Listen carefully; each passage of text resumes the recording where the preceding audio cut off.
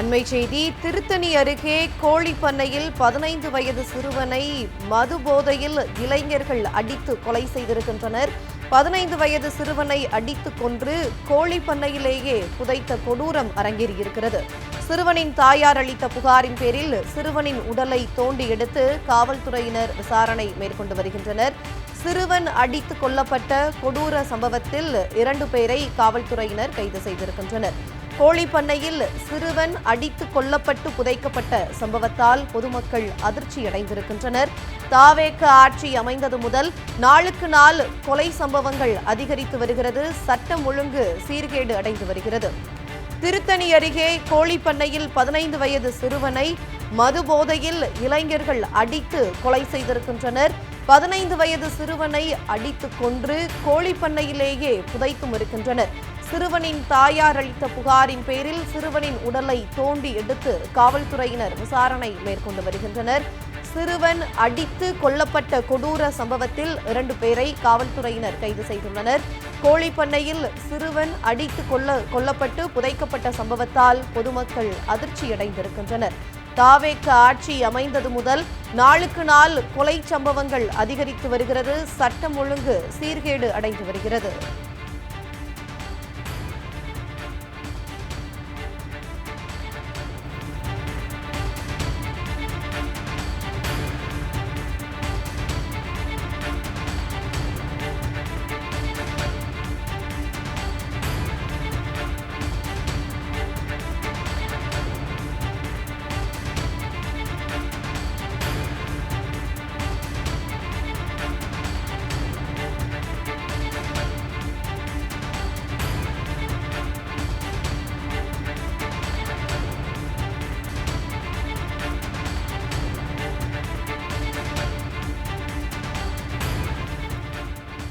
திருத்தணி அருகே கோழிப்பண்ணையில் 15 வயது சிறுவனை மது போதையில் இளைஞர்கள் அடித்து கொலை செய்த சம்பவம் தொடர்பான கூடுதல் விவரங்களை திருவள்ளூர் செய்தியாளர் அருள் பிரேம்தாஸிடம் கேட்கலாம். வணக்கம் அருள் பிரேம்தாஸ், கூடுதல் விவரங்களை பதிவு செய்யுங்க. வணக்கம். திருவள்ளூர் மாவட்டம் திருத்தணி பகுதியில் உள்ள பாலமுருகன் என்பவர் திருத்தணி சென்னை தேசிய நெடுஞ்சாலையில் உள்ள முருகம்பட்டு என்ற பகுதியில் ஒரு நிலத்தை குத்தகைக்கு எடுத்து அங்கு கோழி மற்றும் ஆடுகளை வளர்த்து வரும் இதுக்காக அங்க தொடங்கியிருக்காரு. அங்கு பணிபுரிய வேண்டும் என்ற காரணத்துக்காக அங்க வேலையாள் வேண்டும் என்ற கோரிக்கையின் அடிப்படையில் வினோத் என்பவர் திருத்தணி பகுதியில் வினோத் என்பவர் அவரது பெரியம்மா வெண்ணிலா என்பவரை அங்கு பணிக்கு கூலி வேலைக்கு அங்கு நியமித்துள்ளார்கள். அதன் அடிப்படையில் அந்த அம்மா தனது 3 குழந்தைகள் சுரேஷ் மற்றும் விகேஷ் போன்ற 15 வயது சிறுவன், 7 வயது சிறுவன், 4 வயது சிறுவன் இந்த 3 குழந்தைகளுடன் அவங்க அந்த பண்ணை வீட்டிலே தங்கி பணிபுரிந்து வந்துள்ளார்கள். இந்நிலையில் கடந்த பிப்ரவரி மாதம் பாலமுருகன் தனது குடும்பத்தாருடன் சுற்றுலா சென்று மீண்டும் திரும்ப பார்க்கும்போது அங்கு கோழிகள் காணவில்லை என்றும் ஆடுகள் சரியாக மேய்க்காத காரணத்தினால் அக்கம் பக்கத்தில் சண்டைகள் ஏற்பட பிரச்சனை ஏற்பட்டிருக்கு.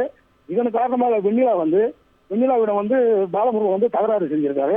அப்போது பாலமுருகனுக்கு ஆதரவாக வெண்ணிலாவின் உறவினரான வினோத் என்பவர் வெண்ணிலாவின் மூத்த மகனை சுரேஷ் கடுமையாக குறிப்பாக தாக்கியிருக்காங்க.